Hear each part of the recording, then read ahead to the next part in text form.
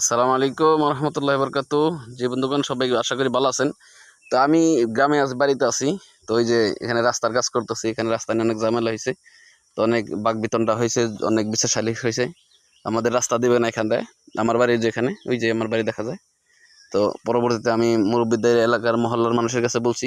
মুরব্বীদের পরে মুরব্বীর ফাইসালা করছে, আমাকে এখান থেকে রাস্তা নিতে বলছে। তো এখান থেকে কিছু সমস্যা হয়েছে। তো আলহামদুলিল্লাহ পরবর্তীতে মুরব্বীরা বলছেন যে তুমি এখান থেকে রাস্তা ক্লিয়ার করে নাও। তো এখানে আমার বাড়ি একা না, এখানে আমার বাড়ি যে দেখা যাইতেছে। তো ওই পাশে আমাদের এটা পূর্ব সাইড। এই পূর্ব সাইডে আরো মোটামুটি 10-12টা বাড়ি আছে, সবাই এখান থেকে আসা যাওয়া করে। তো এই যে ক্ষেতটা, এই ক্ষেতটা নিয়ে সমস্যা। এই ক্ষেতটা কারো অধীনে নাই বর্তমানে, কিন্তু একজন লোক আছে এখানে। সে আর কি, ওই যে বলে না যে খালনাই কুত্তার বাগান, আমার এরকম আর কি।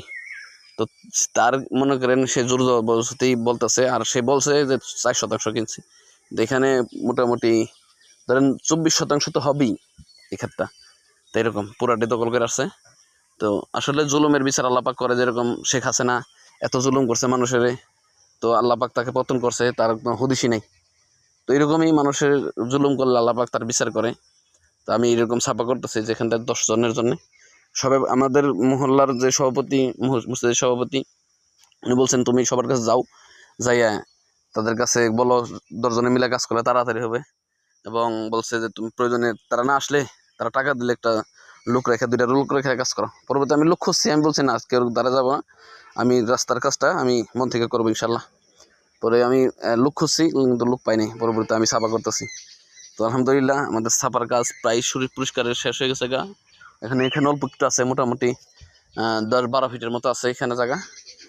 তো সবাই দোয়া করবেন ইনশাল্লাহ, আমি যেন এই পেরেশানি থেকে উদ্ধার হতে পারি। আর একটা কথা হলো, আপনার প্রতিবেশীর সাথে যদি কিনা আপনার ঝগড়াও থাকে, কোনো পারিবারিক সমস্যা, কোনো কোলাহলও থাকে, পারিবারিক কোনো শত্রুতাও থাকে, তাহলে কারো রাস্তা আটকাবেন না। এবং কেউ যদি রাস্তা আটকায়, তাকে আপনারা প্রশ্রয় দেবেন না।